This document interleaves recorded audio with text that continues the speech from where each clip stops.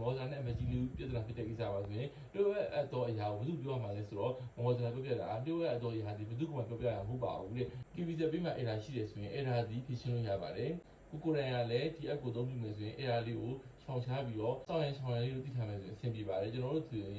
ဒီ app ကိုလည်းသုံးတာတစ်ခါမှတော့အဲ့ဒါမျိုးကြီးကြီးမားမားတော့မဖြစ်ဘူးပါဘူးခါတလေတော့ကိုယ့်စီကိုဒီ fraud လုပ်မယ်ဒီမတမာဘူးပြုလုပ်မယ်ဒီပုံစံတာမျိုးတော့ရှိပါတယ်ဒီလိုခါမှလည်းကိုကနေနေမှာပပနဲ့နေတဲ့ဖို့လိုပါတယ်ဥပမာအဖြစ်ဒီ KBZ ပြမှာဆိုရင်ဘိုင်းကဥပမာအရှိကအဖြစ်အပိုင်းကြီးအများကြီးရှိတယ်ဆိုတော့ညာလေအခုဒီကနေ့အပိုင်းမှာတော့အပိုင်းနှစ်ပိုင်းအောင်ပြောချင်ပါတယ်ဘာလဲဆိုတော့ဒီ app ပါဆိုရင်version နဲ့ level ဖြစ်ပါတယ်level ဆိုတဲ့နေရာမှာ level ဒီအသုံးပြုတဲ့ user ရဲ့ user level ကိုပြောချင်တာဖြစ်ပါတယ်ကိုက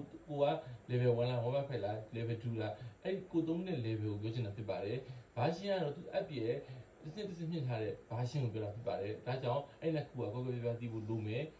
ကိုယ့်ရဲ့သုံးတဲ့ level ဒီကိုသူ1အောင်သုံးမှာ1.5လား2လားအမြင့်ဆုံးက2ပဲရှိပါတယ်အဲ့ဒီအချိန်မှာကိုယ်ကိုမတမာတဲ့သူဖုန်းဆက်လာတယ်2ကနေ3 4 5ပြင်ပြမယ်ဆိုရင်ဒါကကိုက general knowledge ဒါမှမဟုတ် user experience ရှိတာမယ်ဆိုခဲ့ရင်2ပဲရှိတာဖြစ်တဲ့2ထပ်ဖို့နေရာတွေဒါမှားနေတယ်ဒါကိုယ်မတမာဘူးပြောလို့မဲ့သူတို့သိပြီးဖုန်းချလိုက်ရင်ရပါပြီဒါ level နဲ့ပတ်သက်လို့ပြောချင်တာ level 2ပဲရှိတယ်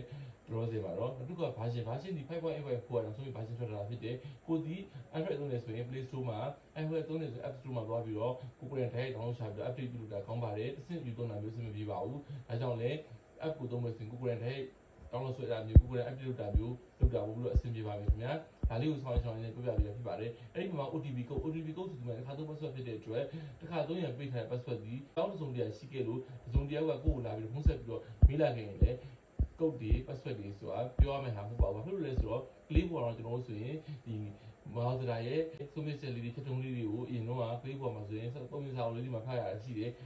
အဲ့ဒါပါလေဆိုမော်ဇာနဲ့အမကြီးလူပြဿနာဖြစ်တဲ့ကိစ္စပါဆိုရင်တို့ရဲ့အတော်အရာကိုဘယ်သူပြောမှလဲဆိုတော့မော်ဇာပြောပြတာတို့ရဲ့အတော်အရာဒီဘယ်သူကမှပြောပြရမှာမဟုတ်ပါဘူးလေ